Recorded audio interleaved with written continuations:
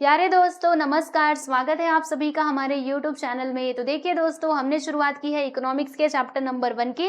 इसमें हमारे कितने लेक्चर्स कंप्लीट हो चुके हैं? तो 5 लेक्चर्स हमारे कंप्लीट हो चुके हैं और ये है दोस्तों हमारा लेक्चर नंबर 6। ठीक है, इसमें हम क्या समझने वाले हैं? तो यहाँ पर हम लोग डिस्कस करने वाले हैं फीचर्स ऑफ मैक्रो इकोनॉमिक्स। ठीक है, तो चलिए फिर इस वीडियो को हम स्टार्ट करते हैं और फटाफट से सारे जो फीचर्स हैं हमारे मैक्रो इकोनॉमिक्स के उनको हम समझते हैं। तो आ जाइए, इसमें टोटल हमें कितने फीचर्स पढ़ने हैं? तो टोटल ना हमको 8 फीचर्स पढ़ने हैं। ठीक है, तो चलो देखते हैं। देखो, फीचर्स ऑफ मैक्रो इकोनॉमिक्स, इसमें पहला फीचर क्या है बच्चे? वो है हमारा स्टडी ऑफ एग्रीगेट्स। यानी कहने का मतलब क्या है, जैसे हमने इसके मीनिंग में भी देखा था कि जो हमारा मैक्रो इकोनॉमिक्स है ना दोस्तों, इसमें हम क्या करते हैं? एग्रीगेट की स्टडी करते हैं। जैसे कि आपको बताऊं, नेशनल इनकम हो गया, नेशनल आउटपुट हो गया, ठीक है, पॉवर्टी हो गया, ये सब कुछ किस में आता है? तो ये हमारा मैक्रो इकोनॉमिक्स में आ जाता है। यानी कि यहाँ पर हम क्या करते हैं?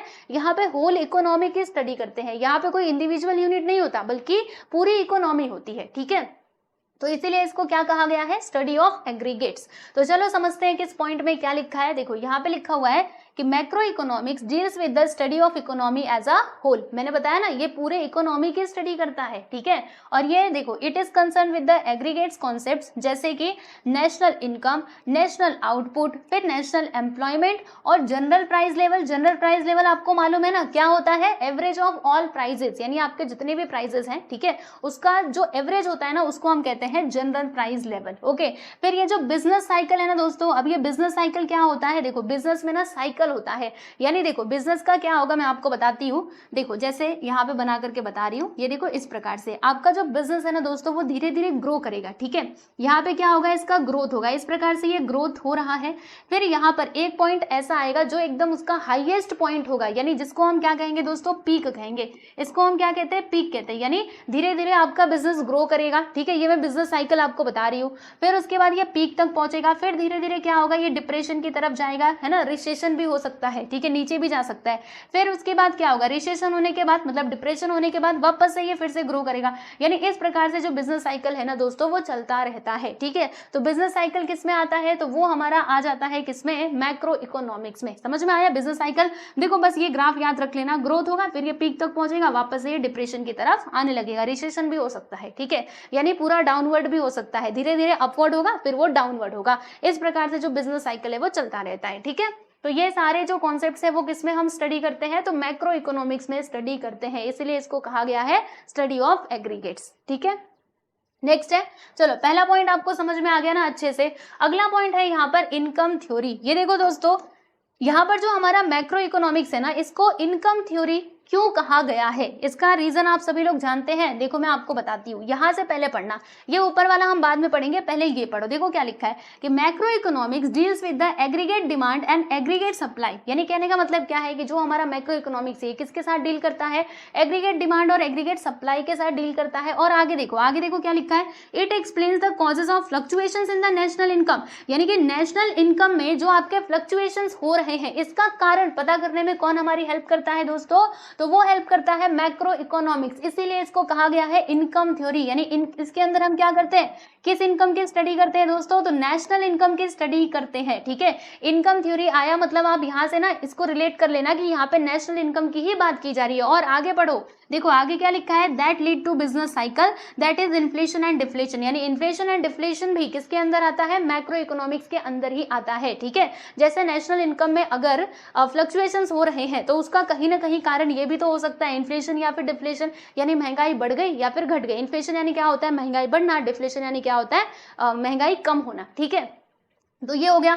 अभी ऊपर वाले पढ़ लो। मैक्रो इकोनॉमिक्स जो है ये क्या करता है दोस्तों? ये स्टडी करता है। क्या स्टडी करता है?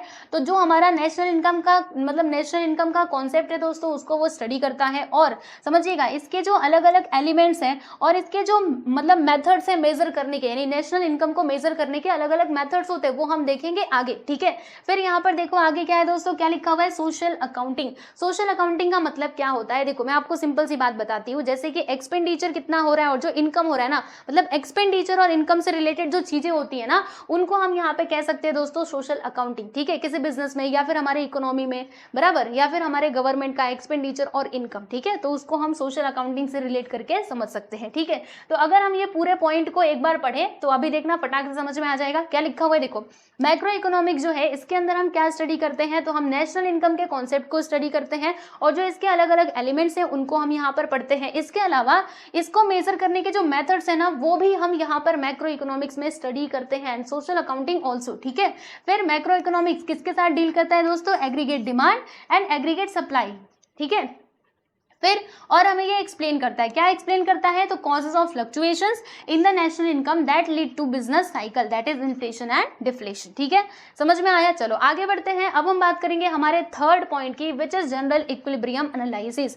देखो दोस्तों जो हमारा मैक्रो इकोनॉमिक्स है ना, जैसे कि हमने माइक्रो इकोनॉमिक्स में देखा था, उसको हमने बोला था पार्शियल इक्विलिब्रियम, ठीक है। पार्शियल इक्विलिब्रियम में क्या था कि हम ना सारे फैक्टर्स की स्टडी नहीं कर रहे थे, बल्कि हम एक चीज को कंसिडर कर रहे थे इंडिविजुअल यूनिट और उसके इक्विलिब्रियम को स्टडी कर रहे थे माइक्रो इकोनॉमिक्स में। लेकिन जनरल इक्विलिब्रियम में क्या होता है कि यहाँ पे हम हर चीज की स्टडी करते हैं। पहली बात तो इक्विलिब्रियम का मतलब क्या होता है, बैलेंस बिटवीन टू फैक्टर्स, ठीक है। तो अब जनरल इक्विलिब्रियम का मतलब क्या हुआ कि यहाँ पे हम किसी एक फैक्टर की, किसी एक चीज की स्टडी नहीं करेंगे, बल्कि सबकी स्टडी करेंगे जनरल इक्विलिब्रियम में, ठीक है ना। तो इसीलिए क्या कहा गया है, इसको जनरल इक्विलिब्रियम एनालिसिस कहा गया है। तो जरा हम इसको पढ़ेंगे। देखो क्या लिखा है, macroeconomics deals with the behaviour of large aggregate and their functional relationship.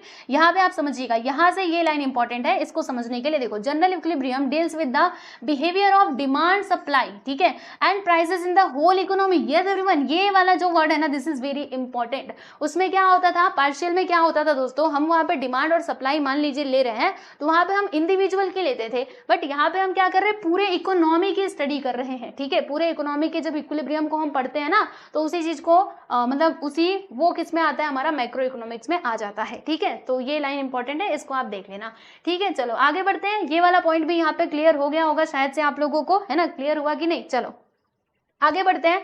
अब यहाँ पर बात हम करते हैं पॉइंट नंबर 4 की। इसमें क्या लिखा हुआ है दोस्तों, इंटरडिपेंडेंस। अब ये इंटरडिपेंडेंस का मतलब क्या होता है, इंटरडिपेंडेंस यानी क्या होता है ना, एक दूसरे के ऊपर क्या होना, डिपेंड होना, यानी कि निर्भर होना, ठीक है।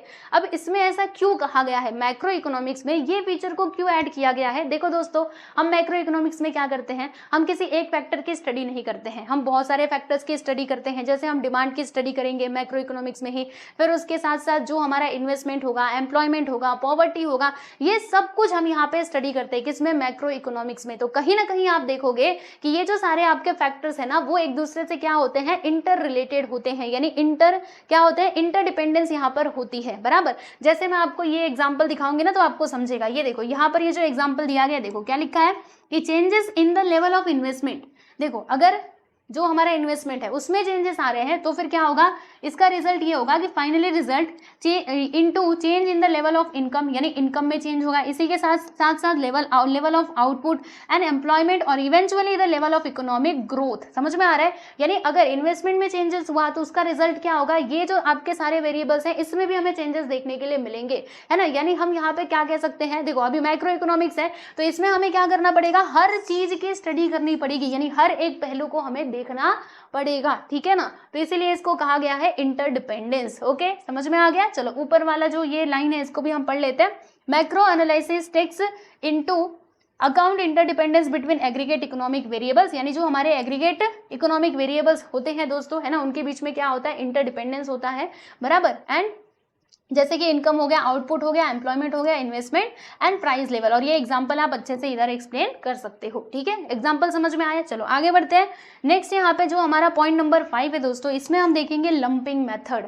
अब इसको लंपिंग मेथड क्यों कहा गया है, हमने माइक्रो इकोनॉमिक्स में देखा था, तो उसमें इसको मतलब एक हमारा फीचर था स्लाइसिंग मेथड, ठीक है। स्लाइसिंग मतलब क्या होता है कि टुकड़े टुकड़े करके समझना, है ना, यानी हम क्या करते हैं, स्लाइसिंग यानी टुकड़े टुकड़े करना। जैसे मान लो इतना बड़ा सा आपके पास ब्लॉक है, बराबर। अब आपने क्या किया, इसके इतने टुकड़े कर दिए, ठीक है, इसका एक टुकड़ा निकाला, और जब आप इसके स्टडी कर रहे हो वो आपका माइक्रो इकोनॉमिक्स में आएगा। लेकिन अगर आप ये पूरे की, मान लीजिए ये आपका पूरा इकोनॉमी है, होल इकोनॉमी, ठीक है, और जब आप इसके साथ में स्टडी कर रहे हो तो ये हमारा मैक्रो इकोनॉमिक्स हो जाएगा, ठीक है। तो ये साथ में स्टडी कर रहे हो तो ये लंपिंग आप बोल सकते हो, क्योंकि सबकी स्टडी आप एक साथ में कर रहे हो ना, ठीक है। लेकिन अगर आप ऐसे एक निकाल करके स्टडी कर रहे हो, यानी स्लाइस करके आपने कट कर दिया, इसको कट किया एंड देन इसकी आप स्टडी कर रहे हो, ठीक है। यहाँ पे एक बहुत अच्छा एग्जाम्पल दिया गया है, ये देखो आपको बताती हूँ। अकॉर्डिंग टू प्रोफेसर बॉल्डिंग, क्या कहते हैं इनको, हाँ बॉल्डिंग कहते हैं। देखो यहाँ पे क्या लिखा है, forest is an aggregation of trees but it does not reveal the properties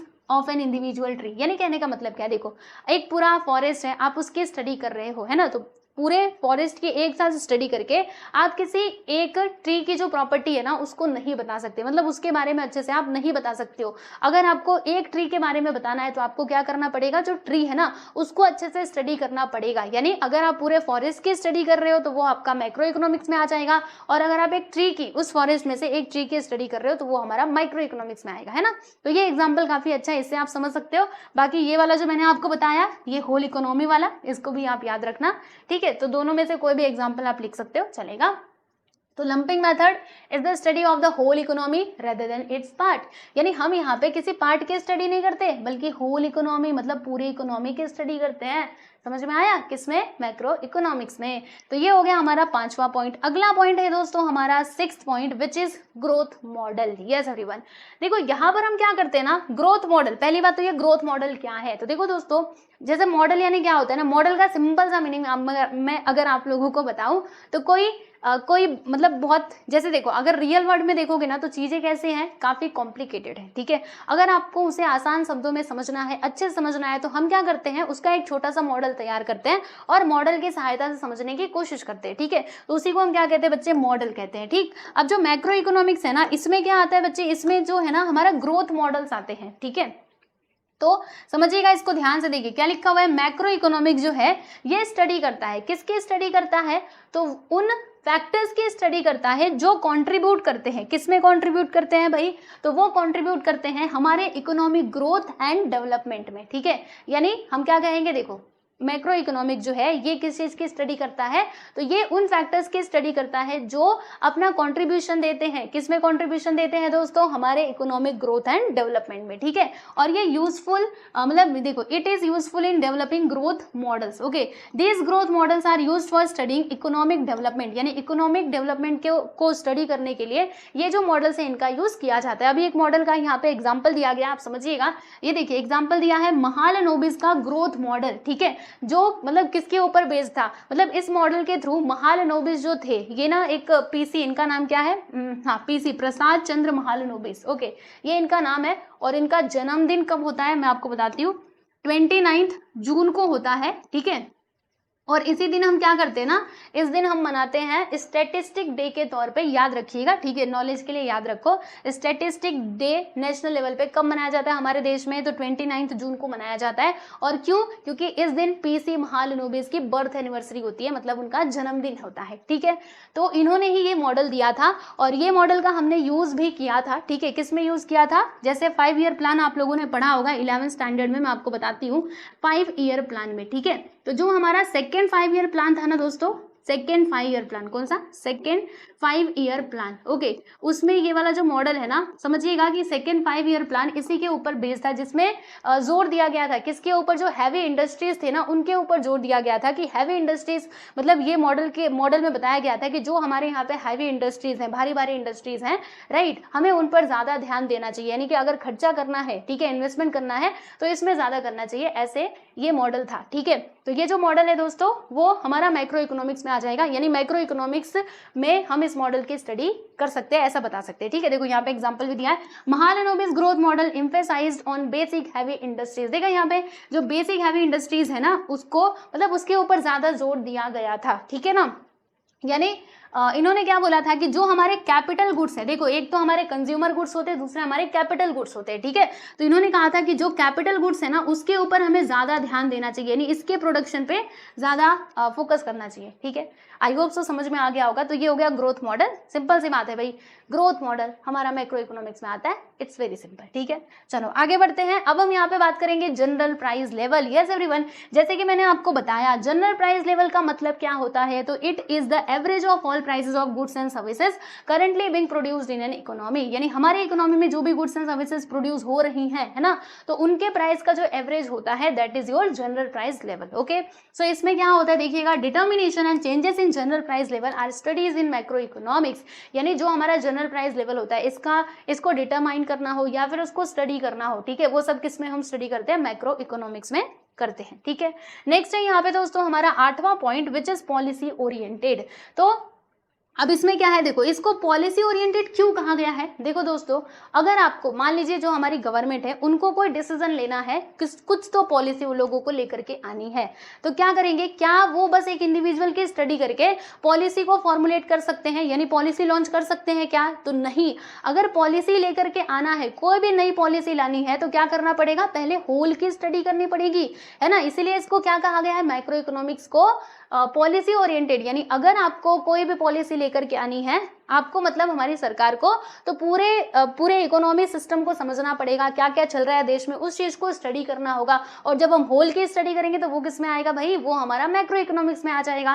ठीक है, तो अकॉर्डिंग टू केन्स, अब देखो केन्स साहब क्या कहते हैं, जॉन मिनार्ड कीन्स, है ना, कि macro economics is a policy oriented science. ये क्या करता है, ये सजेस्ट करता है, क्या सजेस्ट करता है, suitable economic policies to promote economic growth, generate employment, control of inflation and depression. ठीक है, समझ में आया, कुछ समझा कि नहीं। अरे सिंपल सी बात है, अगर पॉलिसी फॉर्मुलेट करनी है, लेकर के आनी है, तो आपको पूरा स्टडी करना पड़ेगा, हर चीज को बारीकी से, मतलब पूरे होल के स्टडी करनी पड़ेगी ना, तो इसीलिए ये मैक्रो इकोनॉमिक्स में आ जाता है। ठीक है, तो ये इसका 8वां फीचर हो जाएगा। ठीक है, देखो ये हमें सुटेबल इकोनॉमिक पॉलिसी जो है वो बताता है, जिससे क्या होगा, जो हमारा इकोनॉमिक ग्रोथ है वो आगे जाएगा, एम्प्लॉयमेंट जनरेट होगा, यानी रोजगार मिलेगा, एंड कंट्रोल ऑफ इन्फ्लेशन और डिप्रेशन और इन्फ्लेशन को भी कंट्रोल करने में मदद मिलती है। ठीक है, तो यहाँ पे टोटल हमने कितने पॉइंट्स देखे दोस्तों, 8 पॉइंट्स देखे। तो देखो आपको बताती हूँ, अगर आपके एग्जाम में ये क्वेश्चन आता है तो आप कैसे लिखेंगे, सबसे पहले शुरुआत कहाँ से करोगे, मीनिंग से, मीनिंग लिखना, डेफिनेशन लिखना, और फिर उसके बाद इसके जो फीचर्स है, टोटल 8 फीचर्स हैं, इन्हें आप अच्छे से एक्सप्लेन कर दीजिएगा, पॉइंट को याद कर लीजिए और अंदर का एक्सप्लेनेशन खुद से लिखना, ठीक है, समझ करके अच्छे से, तो आपको पूरे मार्क्स मिलेंगे, जरूर मिलेंगे। ठीक है, तो यहाँ पर हमने ये भी कंप्लीट कर लिया। अब उसके बाद यहाँ पर बचता है दोस्तों हमारा इंपॉर्टेंस ऑफ मैक्रो इकोनॉमिक्स, तो इसको हम देखेंगे हमारे अगले वीडियो यानी कि लेक्चर नंबर 7 में। ठीक है, तब तक मैंने जितना पढ़ाया है अच्छे से पढ़ो, और नेक्स्ट वीडियो में हम ये देख लेंगे, उसके बाद आपका ये चैप्टर हो जाएगा खत्म। ठीक है, तो चलिए बच्चों, मिलते हैं नेक्स्ट वीडियो में। Bye everyone.